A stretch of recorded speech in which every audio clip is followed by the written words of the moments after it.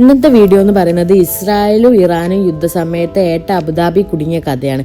കുടുങ്ങിയതല്ല, 5 star ഹോട്ടലിൽ 5 star life enjoy ചെയ്യുന്ന ഏട്ടൻ. അബുദാബിയിൽ നിന്ന് ഏട്ട ഇസ്രായേലിലേക്ക് ഫ്ലൈറ്റ് കയറിയ സമയത്താണ് ഇസ്രായേൽ ഇറാനിൽ ബോംബിടുന്നത്. അങ്ങനെ ഫ്ലൈറ്റ് നേരെ തിരിച്ച് അബുദാബിയിലേക്ക് വന്ന് ഇവിടെ വന്നിറങ്ങിയതും UAE മൊത്തം എയർഷിപ്പ് ക്ലോസ് ചെയ്ത് എയർപോർട്ട് പൂട്ടി.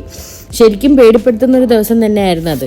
അപ്പം ഇപ്പോൾ ഹാപ്പി ആയിട്ട് പറയുന്നെങ്കിലും അന്ന് ഭയങ്കര പേടിപ്പെടുത്തുന്ന ഒരു ദിവസമായിരുന്നു. പിന്നെ ഒരു ആശ്വാസം കിട്ടിയതെന്ന് പറഞ്ഞാൽ അത് UAE ആണല്ലോ എന്നുള്ളൊരു ആശ്വാസമായിരുന്നു. അബുദാബി എയർപോർട്ടിൽ നിന്ന് ഏട്ടനെ പിന്നെ നേരെ ഗവൺമെൻറ് മാരിയറ്റ് ഹോട്ടലിലേക്ക് മാറ്റുകയാണ് ചെയ്യുന്നത്.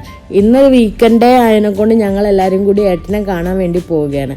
അവിടെ പോയപ്പോൾ ഏട്ടനെ കാണുന്നത് 3 ദിവസത്തെ എന്താ പറയുക 5 സ്റ്റാർ ഹോട്ടലിലെ ഫുഡ് കഴിച്ച് വെളുത്ത് തുടുത്ത് ചിരിച്ചു നിൽക്കുന്ന ഏട്ടനെയാണ് ഞങ്ങൾ കാണുന്നത്. ഞങ്ങൾ കുറേ കഥയൊക്കെ പറഞ്ഞ് ഏട്ടൻ കുറേ കാലത്തിന് ശേഷമാണ് ഫവാസ്കനെ മീറ്റ് ചെയ്യുന്നത്.